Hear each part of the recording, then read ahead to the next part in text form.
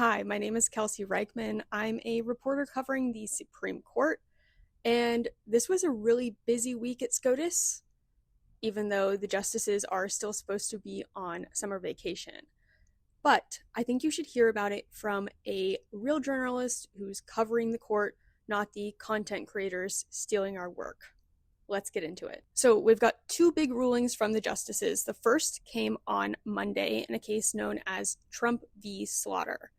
The gist of this ruling is that the Supreme Court granted President Trump's emergency appeal to fire an FTC commissioner, that's the Federal Trade Commission, and her name is Rebecca Slaughter. She is the last remaining Democratic commissioner on the FTC. Trump argued that her retaining her position on the FTC deprived him of his executive authority to conduct affairs.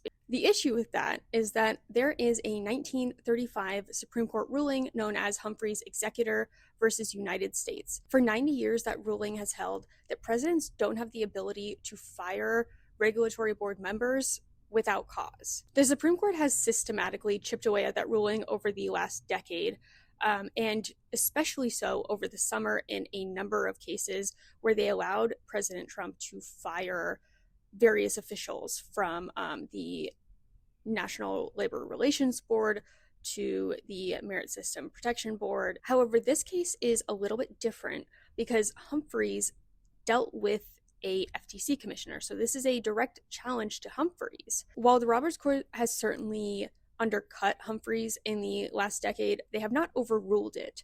And so it was a bit shocking to legal experts to see the Supreme Court essentially overturn the ruling on the shadow docket by allowing Trump to act as though Humphreys was already dead.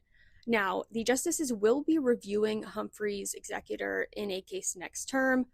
However, the writing's kind of already on the wall here. In a nice bookend to the week, the Supreme Court also ruled in a funding aid case. That case is known as Department of State versus AIDS Vaccine Advocacy Coalition. Congress wields the power of the purse, and it authorized billions of funds for foreign aid that once Donald Trump took office, he wanted to cancel. This is part of the USAID fight.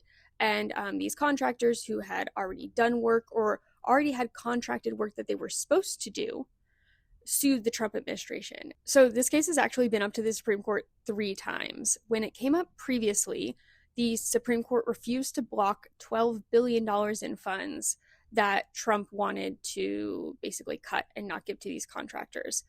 The case goes back to the lower courts. It comes up again. Trump jumped the gun a little bit. He asked the justices to intervene before the lower court had issued a ruling, and the lower court issued a ruling before the Supreme Court had intervened, so the case was withdrawn. And then it comes up again, and it is significantly narrowed. The Trump administration agreed to pay the contractors for the work that they already did, but Trump wants to still withhold about $4 billion in these funds, and he's trying to do a dual path. So Trump tried to use this pocket rescission in Congress, where basically the president asked Congress to rescind these funds that they've already authorized. There is a timeline for this. Trump did not meet the timeline, which basically kind of would have allowed him to pocket veto the rescission of these funds. There's a lot of complicated aspects of that, but the Supreme Court seemed to simplify all of it by just saying that Trump does not have to release the funds. Now, these are funds that expire at the end of the fiscal year, and so if he does not release them now, they will probably never be released. And this is a huge ruling, really, for the separation of powers and, how the president and Congress interact. And again, we're seeing it on the emergency docket. And if you didn't know, the emergency docket is different from the merits docket. This is supposed to be a place where the status quo is kept. This is an interim docket allowing the justices to kind of put pause on litigation and prevent harm. And in the Supreme Court's view, according to their rulings, the Trump administration has faced a lot of harm this year. They've ruled for the Trump administration in 20 of the 28 emergency appeals Trump has filed since January, which is really just an astronomical win rate. It's also an astronomical rate of appeal. So really all around just a real shock to the system and the checks and balances that we've known. Something else about these rulings, they're both 6-3 decisions, presumably. We only know the vote count on these when the justices tell us. So the 3 liberal justices, which are Justice Sonia Sotomayor, Justice Elena Kagan, and Justice Ketanji Brown Jackson, all dissented in both of these cases. If there was another dissenting vote, we don't know who it was. But we just assume, since we do not know, that the vote was 6-3. Justice Kagan wrote the dissents in both of these cases, and she just kind of explains how her conservative colleagues are using the emergency docket to really reshape the government, moving around the lines of what the checks and balances are, who gets to make funding decisions, who gets to fire people on executive boards that are supposed to be independent. And Justice Kagan notes in the court's Friday decision in the funding aid case that the court had less than 3 weeks to make this decision. They did it without full briefing, without argument, and without discussion in conference, which this is a little bit inside baseball, but we don't know a ton about how the court decides these decisions either. We don't know if it's they all just send in their vote and whatever the total is, that's who wins. We don't know if they get on a phone call and discuss. We do know in this case that they did not meet in conference on this vote. So presumably some kind of sending in their vote. We don't know if that's rare to this case or if this is how all emergency applications operate. There's very little transparency on the emergency docket, so we don't know a lot. And we kind of just have to make assumptions based on what the justices are giving us. And right now, they are giving Donald Trump immense power on the emergency docket with very little briefing from the justices to fully vet all the issues in front of them, despite some of the novel legal issues in this case. And, in this FTC ruling from Monday, they're essentially allowing Donald Trump to overrule nearly 100 years of precedent on the emergency docket. Now, we did get one emergency appeal this week that was not from the Trump administration, very rare these days, but we got an appeal from Google asking to basically hit pause on changes that they're going to have to make to their app store after an adverse ruling from a jury in California in a case brought by Fortnite maker Epic Games. This is about claims that Apple and Google had created illegal monopolies in their app stores. Apple won their appeal. Google did not. So Google is going to have to overhaul their app store. In particular, they're going to have to put external links in the app store.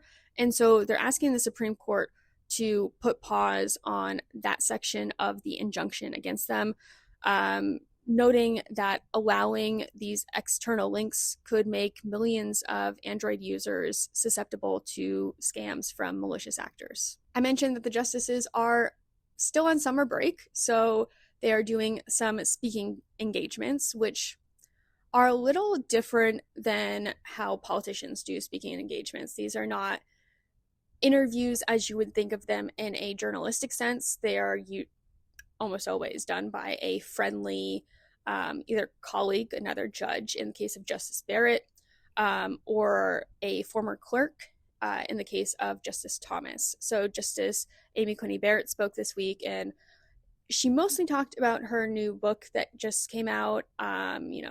She was asked kind of some softball questions about her life, how she loves New Orleans, and she answered questions about, parenting and that kind of stuff. In one of the more substantive questions she was asked during the entire hour-long talk, she was asked to address any public misconceptions about the court. And Justice Barrett said, let's quote, so she said, "I want people to understand, agree or disagree with the decisions that this court reaches, that we are engaged in a legal enterprise." And she continues, "I want people to appreciate in ways that you can't appreciate just from a hit in a news article that this is the result of legal analysis and not just kind of knee-jerk policy preferences as you see in our friends across the street referring to Congress. Why this is notable is, this talk with Justice Barrett, she was talking to a judge from the Ninth Circuit Court of Appeals, very friendly talk, and it came after this panel where all of these, legal experts and professors are talking about serious issues that the court is facing. They did kind of a round robin where they asked, what would you ask a justice if you got the opportunity to? And, some of these professors said, I would ask about how they're making decisions on the emergency docket.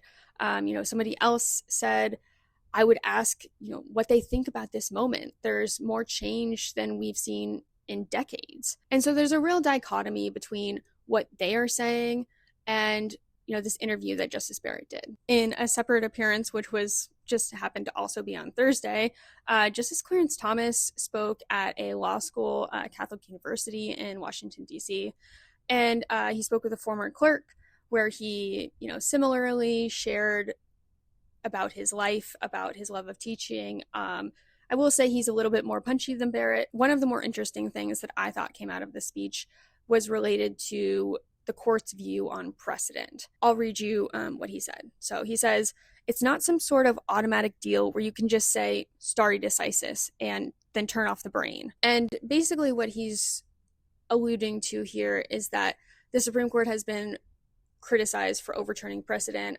You think Roe v. Wade, Chevron, really gutting affirmative action, the Voting Rights Act. Some of the justices have looked at the criticism of whether they respect precedent as they haven't taken it on directly. And Thomas really seemed to take it on directly here and say, well, we shouldn't just accept it because it's precedent.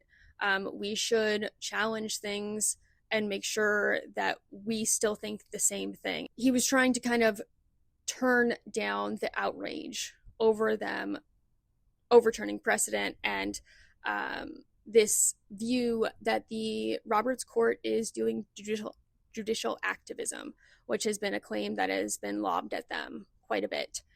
This was also a claim that was lobbed at the Warren Court by conservatives. So we're seeing basically a flip right now of the Warren Court in the Roberts Court. So the Supreme Court is still technically on summer break, kind of, I guess. But they do have a new term starting in the coming weeks. On October 6th, we will start a new term at the Supreme Court where they have a merits docket full of cases that are really, really important. And I'm hoping I can make more videos like this so that the news is more accessible. Follow along.